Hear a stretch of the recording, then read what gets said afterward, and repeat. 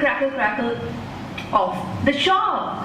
And only I said it in Bengali, and as any Bengali will tell you, it's impossible to reproduce any language, much less in a limited language like English. Okay, don't bother. I can see you're not thinking. I'll do it myself. No, you tell me once more. I can't hear you. It's okay. You don't have to do anything. I'll manage. Click.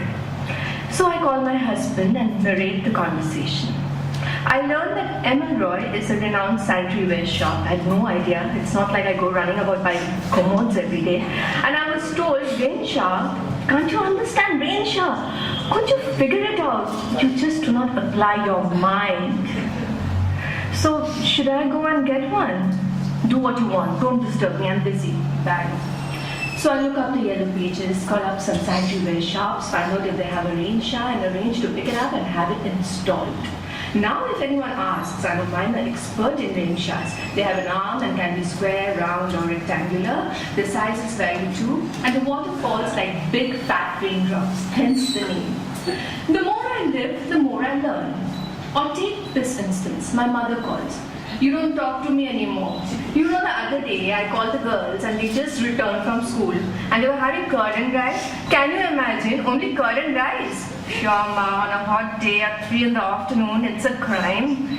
They need nutrition. They are not getting enough nutrition. You want them to be tall, and when you were small, I always ensure you ate fish, curry and rice. It makes your brains open up. No, Ma, it didn't work on me. It was the height of the brains. And they should have eggs. Have you seen what proteins they have? And you don't buy any fruits for them. When will you learn about a balanced diet? You give them that wordless Maggie, blah, blah, blah, blah, blah. I resign myself and listen. Words pick up words, so I shut up and listen.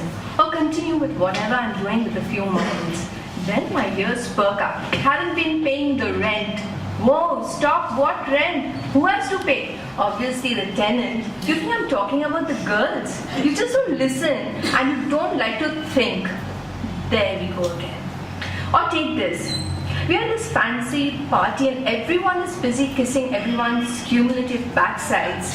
We have to attend the social booze a lot, and I spy some friends in a corner and make a beeline for them.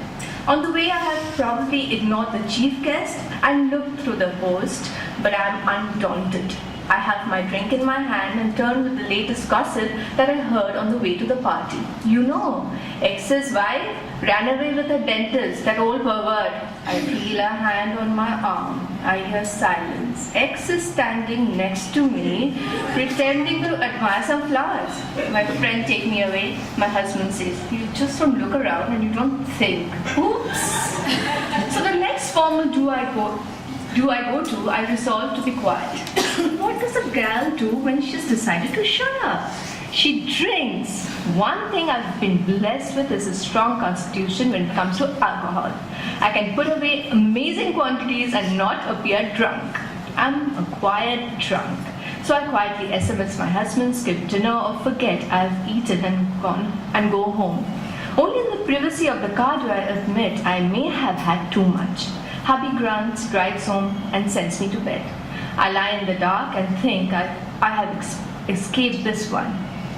Oh no. Next morning I'm looking at life through a jar of Vaseline. My tongue feels like it has been scraping paint off the walls and a marching band is playing in my head and my husband says, you were drunk last night. Bingo. At these formal places, you have to act like the other ladies and chit-chat in the corner. You don't think about these things. I groan and say I'll fight about it tomorrow. I'm just not in the mood today. Thankfully, sweetly, he gives up. At the bar library, I'm the last to understand the body jokes. I'm the one who gets kicked under the table when I launch on yet another embarrassing story and the one who's glared at for speaking out of turn. I believe I am at an age when I can say what I want and get away with it, because by now anyone who knows me knows what I am, and the ones who don't can go hang themselves for all I care. That's so Ipsita for us.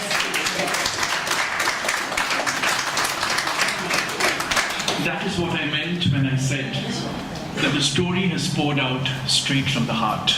Only it's not a story, it's Ipsita herself. hear more about Ipsita from Ms. Shurmila Ray, who will also read excerpts from the book and say a few words about Ipsita. Good evening, and it's my pleasure to be here.